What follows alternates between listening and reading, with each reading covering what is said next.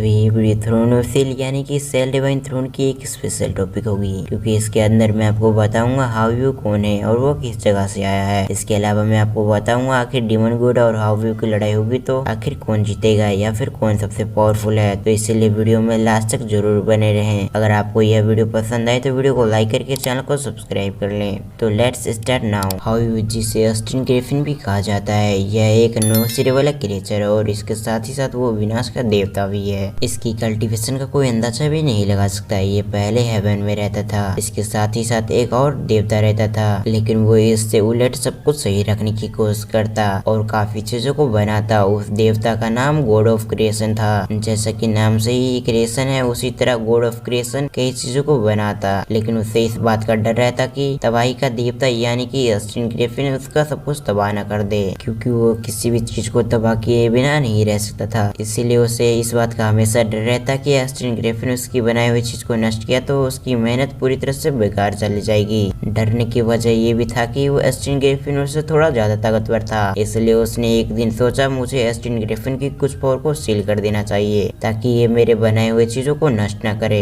इस तरीके से उसे इस बात का संतुष्ट भी रहेगा कि अगर भविष्य में ऑस्टिन ग्रिफिन उसकी चीजों को नष्ट करने पे आया तो उसकी पावर कम होने की वजह से ऑस्टिन ग्रिफिन उसकी चीजों को नष्ट नहीं करेगा। अब इसी सोच के साथ उसने शांति के साथ उसकी कुछ पावर को सील कर दिया, लेकिन जल्दी ऑस्टिन ग्रिफिन को इस बात का पता भी चल गया कि उसकी पावर को गॉड ऑफ क्रिएशन की तरफ से सील कर दिया गया है। अब इस वजह से उसे गॉड ऑफ क्रिएशन पे काफी गुस्सा आ रहा था, लेकिन वो जानता था उसकी पावर अभी कुछ सील हो गई है, जिस वजह से वो अभी उससे नहीं जीत सकता। इसलिए उसने एक पावरफुल दुनिया में जन्म लिया। उसके पास अभी के समय कुछ पावर नहीं थी, क्योंकि उसने अपनी सारी पावर हेवन में छोड़ दिया था, क्योंकि ये एक नियम था जिससे भी मनुष्य की दुनिया में जन्म लेना है तो उसे अपनी सारी पावर को छोड़ना होगा, तभी वो जाकर मनुष्य की दुनिया में जन्म ले सकेगा। अब अपने पावर को छोड़ने के बाद ऑस्टिन ग्रिफिन एक साधारण क्रिएचर बन गया। उसने यहाँ पर इसलिए जन्म लिया था ताकि वो गॉड ऑफ क्रिएशन की वस्तुओं को नष्ट कर सके। अब उसने अपनी पावर को बढ़ाना शुरू किया। शुरुआत में उसके पास 3 सर थे।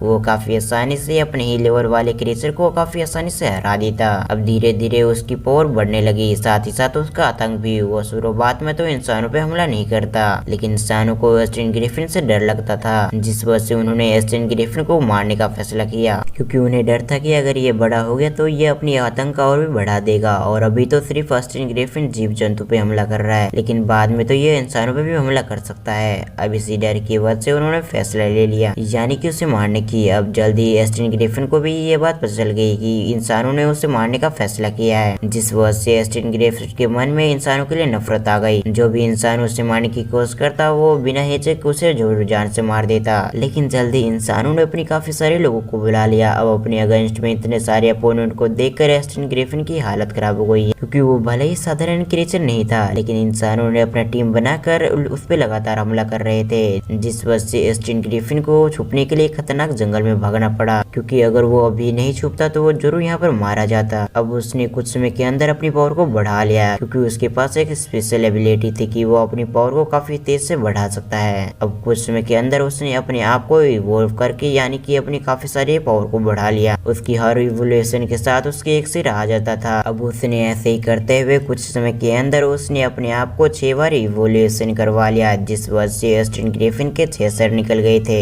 उस जंगल से बाहर जाकर इंसानों से लड़ने की कोशिश की। ऑस्टिन ग्रिफिन ने साधारण इंसानों को तो काफी आसानी से खत्म कर दिया, लेकिन धीरे धीरे करके उसका सामना कुछ पावरफुल व्यक्ति से होने लगा, जो कि उससे लड़ने में काफी टक्कर दे रहे थे। वो इस बात को जल्दी समझ गया अगर उसने अपनी पावर को नहीं बढ़ाया तो वो जरूर यहाँ पर बहुत जल्दी मारा जाएगा। इसलिए ऑस्टिन ग्रिफिन फिर से एक बार इंसानों का एरिया छोड़कर वापस उसे जंगल में चला गया, जहाँ पर वो पिछली बार गया था। वो काफी तेज से अपने आप को इवोल्व करवाने लगा, जिस वजह से हम धीरे धीरे करके देखते हैं उसकी पावर काफी तेज से बढ़ रही थी। ऑस्टिन ग्रिफिन अपनी पावर को जब तक बढ़ाता रहा जब तक उसे अपने आप पे विश्वास नहीं हो गया कि उसे यहाँ पर वापस आना नहीं पड़ेगा। तब जाकर ऑस्टिन ग्रिफिन जंगल से निकलकर और उसकी सर की बात की जाए तो अभी ऑस्टिन ग्रिफिन के पास 8 सर आ चुके थे। उसकी पावर अभी बहुत ज्यादा हो चुकी थी, जिस वजह से हम देखते हैं वो जंगल से बाहर निकलकर ऑस्टिन ग्रिफिन फिर से एक बार इंसानों के इलाके में जाकर तबाही मचाने लगा। धीरे धीरे करके काफी सारे एल्डर्स को इस बारे में पता चल गया। अब उसे रोकने के लिए हजारों की तादाद में एल्डर आ गए, जो कि इस कॉन्टिनेंट की सबसे बड़ी पावर थी। अब उन्होंने उसे एक जगह कैप्चर करके कुछ दिन तक फाइट करी। लगातार इस फाइट के अंदर ऑस्टिन ग्रिफिन पूरी तरह से घायल हो गया, लगभग मरने की तादाद पर आ चुका था। अब उसे समझ में आ जाता है अगर वो यहाँ से जल्द नहीं निकला तो कुछ समय के अंदर मारा जाएगा। अब ये दिमाग में आते ही अस्टिन ग्रिफिन की पूरी बॉडी जम गई थी।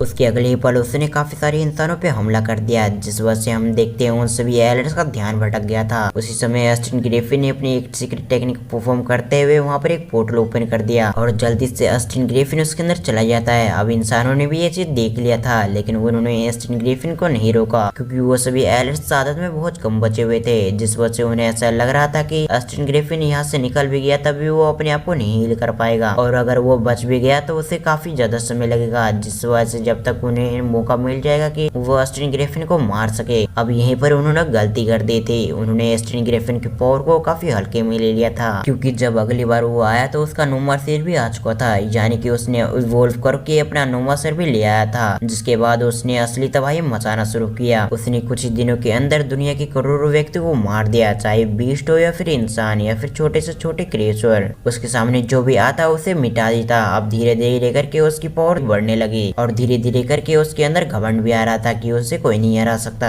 हम उसकी पावर का इस बात से अंदाजा लगा सकते हैं कि यहाँ पर डिमन लॉर्ड से भी ज्यादा ताकतवर लोग थे, लेकिन वो भी अस्टिन ग्रिफिन को रोकने में असमर्थ हो रहे थे। अस्टिन ग्रिफिन की ताकत को देखकर वहाँ के सबसे पावरफुल लोगों ने यह फैसला किया कि वो बहुत जल्दी अपने ब्लड का इस्तेमाल करते हुए वहाँ पर एक फॉर्मेशन बनाएंगे ताकि अस्टिन ग्रिफिन को खत्म कर सके। इसके बाद वो दिन भी जल्दी आ गया जिस दिन वहाँ पर एक फॉर्मेशन क्रिएट करने वाले थे। उस दिन वहाँ पर फॉर्मेशन क्रिएट करने के लिए कम से कम 10,000 लोगों ने अपने ब्लेड को सेक्रीफाइस करते हुए 70 टूल का इस्तेमाल करते हुए वहाँ पर एक फॉर्मेशन बनाया जो कि काफी पावरफुल था। अब कुछ दिनों के अंदर उनका फॉर्मेशन भी क्रिएट हो गया, जिसके बाद वो एक तरकीब लगाते हैं कि कुछ पावरफुल लोग अस्टिन ग्रिफिन को तबाही मचाने से रोककर यहाँ पर लाएंगे, जिसके बाद ये फॉर्मेशन एक्टिवेट होते ही अस्टिन ग्रिफिन अपनी जान से हाथ धो बैठेगा, यानी कि खत्म हो जाएगा। सब कुछ तैयार करके कुछ लोग जिनकी पावर लेवल की बात की जाए तो वो डिमन लॉर्ड से भी ज्यादा ताकतवर थे, जिस वजह से हम उनकी ताकत का अंदाजा नहीं लगा सकते आखिर उनकी पावर कितनी होगी। दूसरी तरफ अस्टिन ग्रिफिन को किसी चीज की भी कोई परवाह नहीं थी, आखिर इंसान उसे मारने के लिए या फिर उससे कैद करने के लिए क्या कर रहे हैं और क्या योजना बना रहे हैं, वो तो सिर्फ तबाही मचाने में लगा हुआ था।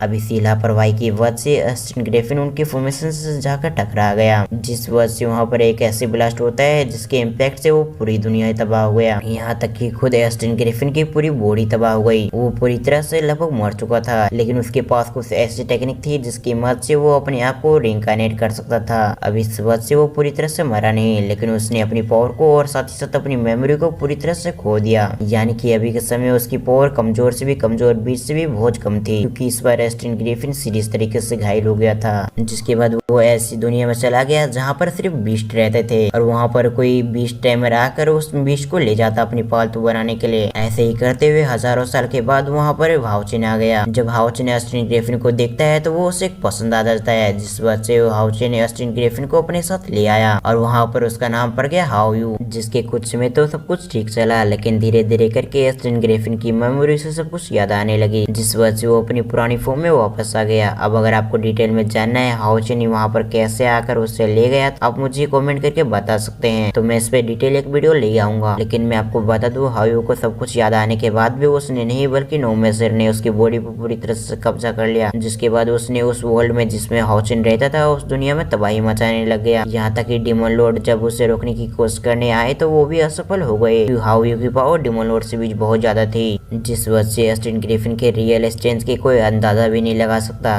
कि आखिर उसकी रियल स्ट्रेंथ कितनी होगी। जब वो सभी एक साथ मिलकर अस्टिन ग्रिफिन को खत्म करने की कोशिश करते हैं तब भी वो इसमें असमर्थ हो गए थे। अब इस वजह से सभी लोग परेशान हो गए कि अस्टिन ग्रिफिन को कैसे रोका जाए। तो आपको क्या लगता है इस दुनिया को भी अस्टिन ग्रिफिन मिटा देगा या फिर नहीं, आप मुझे कमेंट करके बताएं। और साथ ही साथ अगर आपको ये सभी चीज डिटेल में जानना है तो आप कमेंट में पार्ट 2 लिखें ताकि मैं इसका दूसरा पार्ट बना सकूं। अगर इस वीडियो पर अच्छा रिस्पांस मिला तो मैं नेक्स्ट पार्ट बहुत जल्द लाऊंगा। तो अब अगर आपको एक्सप्लेनेशन अच्छा लगा तो वीडियो को लाइक करके चैनल को सब्सक्राइब कर लें और साथ ही साथ बेल आइकन को भी प्रेस कर दें। तो मैं मिलता हूँ किसी और वीडियो में। अगर आपने लास्ट वीडियो नहीं देखा तो मेरे एंड स्क्रिप्ट में आ रहा होगा तो आप वहाँ से जाकर देख सकते हो। तो मैं मिलता हूँ किसी और वीडियो में, जब तक के लिए थैंक्स फॉर वॉचिंग।